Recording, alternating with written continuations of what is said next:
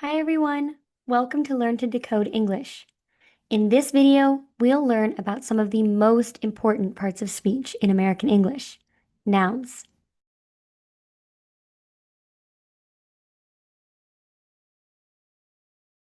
Nouns are everywhere and they're used to describe the things we can see, hear, taste, touch, and feel in our everyday experience. We need nouns to communicate, and we use nouns in nearly every single sentence we say. So today, let's talk all about nouns, the types of nouns, and how to correctly use nouns in your sentences. First, let's discuss what a noun is. A noun is the name of a person, place, thing, or idea. For example, a person could be a teacher, a friend, or a doctor. A place could be school, a park, or a city. A thing could be a book, a phone, or a chair. When a noun represents an idea, it's usually something we can't see or hear, but we can feel. For example, happiness, freedom, and joy. All emotions can fall under this category of an idea, like sadness, anger, jealousy, joy, excitement. All of those nouns will fall under the category of an idea. Now let's discuss the types of nouns. The first two categories we can separate nouns into are common nouns and proper nouns. A common noun is a general word that describes what something is. These nouns are always written in lowercase unless they are part of a title or starting a sentence. For example, city, teacher, movie. Proper nouns, on the other hand, describe a specific person, place, thing, or idea. These specific nouns refer to something that only has one of its kind, or to a specific person, place, or thing. For example, New York is a specific city in America, so it will always be capitalized because it is a specific place. Mr. Anderson. Mr. Anderson is the name of a specific teacher. There may be more than one Mr. Anderson, but we are referring to one specific person, so it counts as a proper noun. Any name counts as a proper noun. Another type of proper noun is a title. A title can refer to a specific thing, like a specific book, movie, or television series. Anything that is a title is usually written with uppercase first letters in the most important words, as you can see here. Singing in the rain. S and R are capitalized because it is a title or a proper noun. This is a specific movie, so it is also considered a proper noun. The other two categories we can divide nouns into are concrete versus abstract. A concrete noun is a name for something you can see or touch, usually a person, place, or thing. Some concrete nouns include table, house, and horse. These are all things you can sense with your five senses. An abstract noun is a name for an idea or a feeling, like happiness, fear, and freedom. The next category for nouns is singular versus plural. When a noun is singular, it means there is only one of that noun. When a noun is plural, it means there is more than one.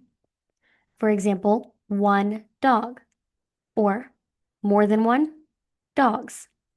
So you could say, I have a dog, or I have one dog. But if you have more than one dog, you can say, I have two dogs. Anything more than one will take a plural noun. Next, we can talk about collective nouns. A collective noun is a name of a group made of individual members, but it is treated like one thing. In American English, these words are used like singular nouns in sentences, so we don't use plural forms of verbs to include them in a sentence. We use the singular form. The class is learning about nouns. It's treated like a singular noun. Let's look at a few examples. A flock of birds, a family of four, a pack of wolves, a group of friends. You can also use of plus a plural noun to show what the group is made of, like in a flock of birds. Now let's talk a little bit about how you can form a plural noun. In most words, we just add the suffix s. So the suffix s can be added to the end of a singular noun to make it plural. For example, the word cat becomes cats. This can be kind of hard to hear after certain letters in English. So after an S, X, Z, CH, TCH, SH, and even sometimes after an O, we use the suffix ES, which takes on its own syllable to make it more audible or easy to hear when you are forming that plural sound. So, for example, the word box becomes boxes and gains an extra syllable.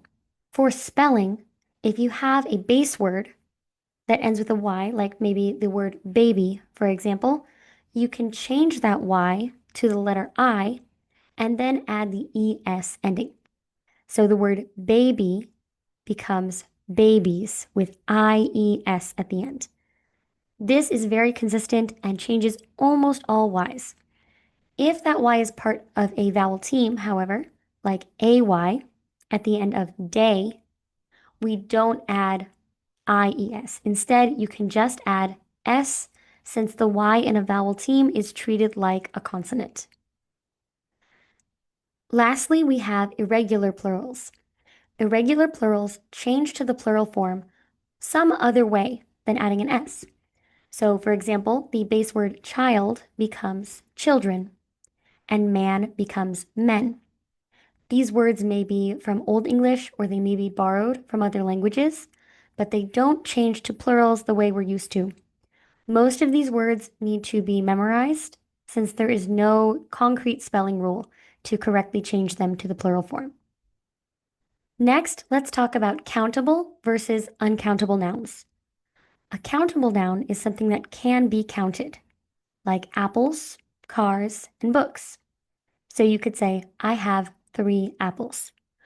Most nouns are countable and have a singular and plural form, even if it is irregular, and you can use numbers to count these nouns. So if we look at an irregular plural, like children, you can still use a number to count it.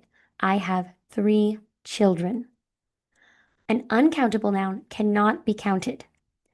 For example, water, rice, or music. These words do not become plural. For example, you could say, she loves music. This is an uncountable noun, so it stays in its singular form, even though music refers to many songs or instruments. Uncountable nouns usually refer to things that cannot be counted one by one, or are too small to count one by one, like grains of rice. Uncountable nouns have no plural form, and they instead use what is called a partitive phrase, or a phrase that makes an uncountable noun countable. For example, grains of rice, pieces of music, or a glass of water. You can use a partitive phrase to change an uncountable noun to countable when you need to ask or tell how much of something you have. For example, if you are at a restaurant and you'd like to order water, you can say, I would like to have a glass of water, please. Not all countable and uncountable nouns are treated the same way, though. Some uncountable nouns can be used as countable nouns in special cases. For example, sugar is an uncountable noun, but a sugar cube can be referred to as a sugar or 2 sugars if you have 2 cubes of sugar. The same rule can be applied to uncountable nouns like water or coffee in informal English, especially when you're ordering at a restaurant or a cafe. 2 bottles of water can be shortened to 2 waters.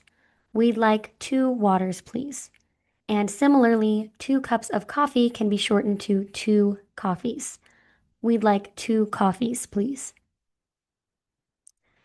Next, let's talk about possessive nouns. Possessive nouns show that something belongs to someone or that someone owns something else.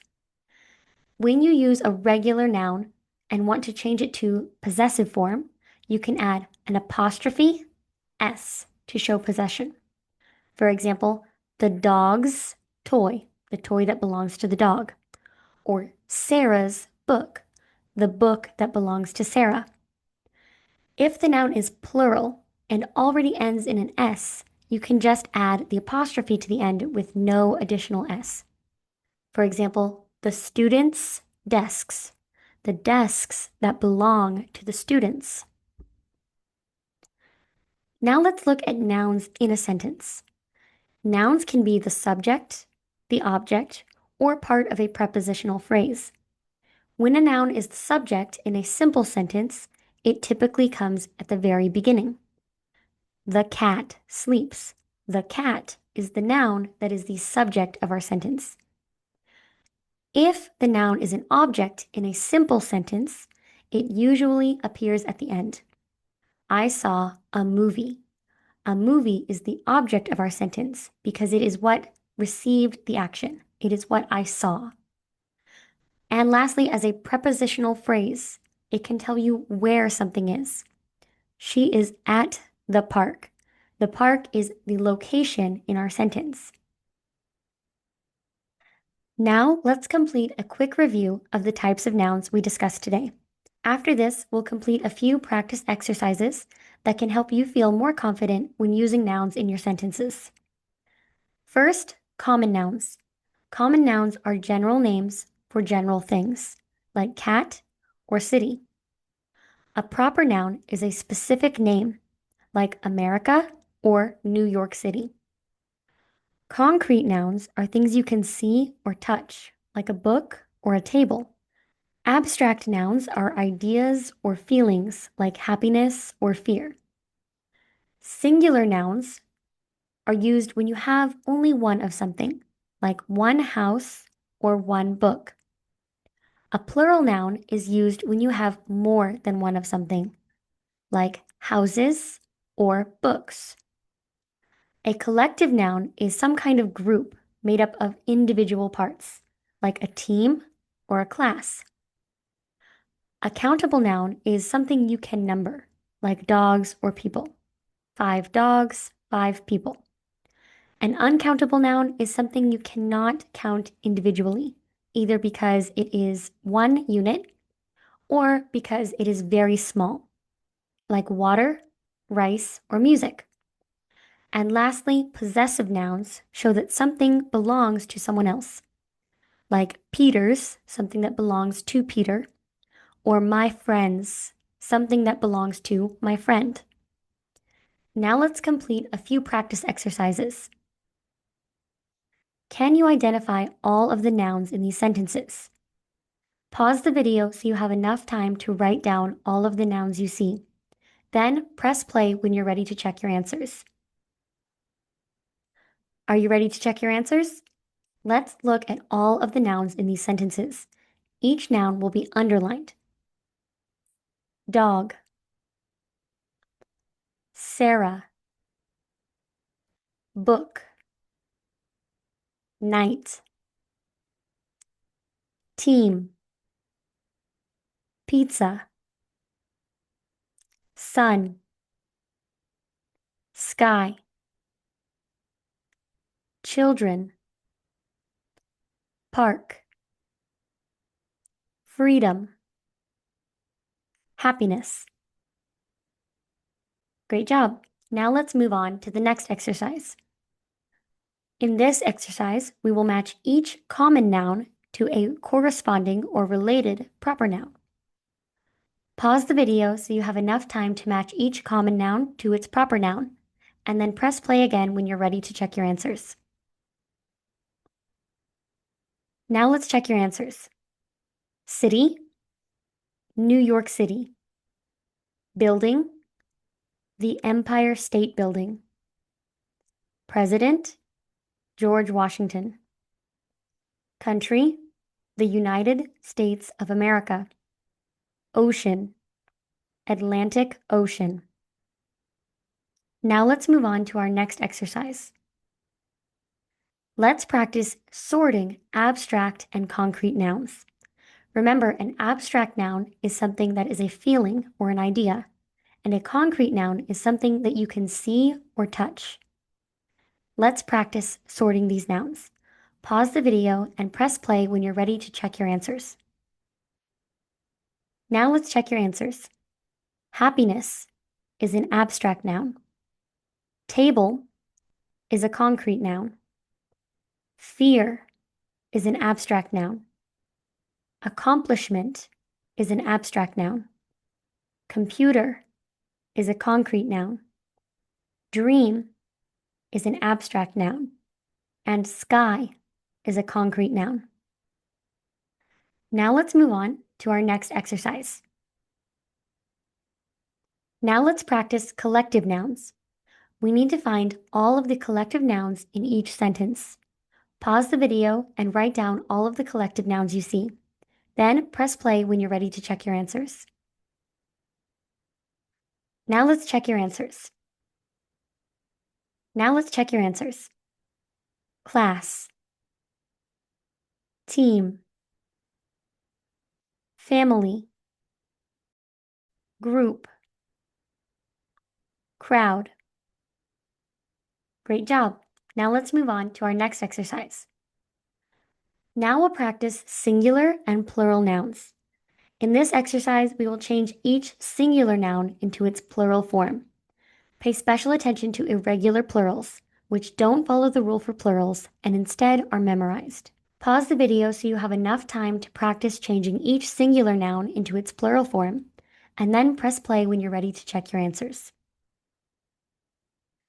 Now let's check your answers. Book, books. Child, children. Box, boxes. Wish, wishes. Apple, apples. Mouse, mice. City, cities. Excellent. Now let's move on to our next exercise.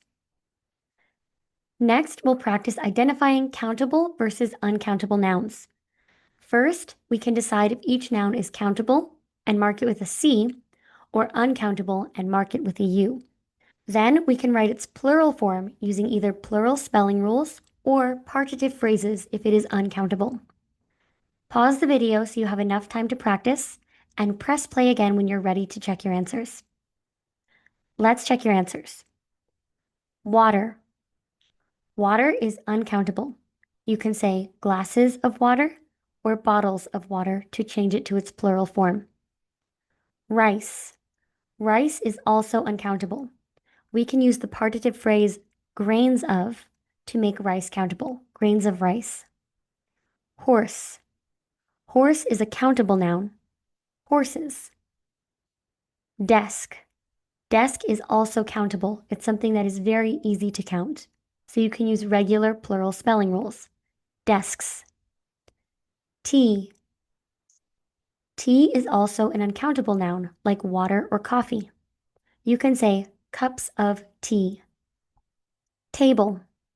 A table is a countable noun. You can say tables. Juice. Juice is an uncountable noun.